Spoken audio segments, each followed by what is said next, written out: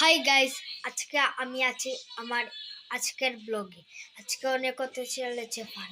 দেখুন, আজকে আমি আপনাদের দেখাবো এই লেজার লাইটার পাওয়ার। এই লেজার লাইটটা আপনারা সাধারণত কোনো মেলায় বা কোনো দোকানে পেয়ে যেতে পারেন।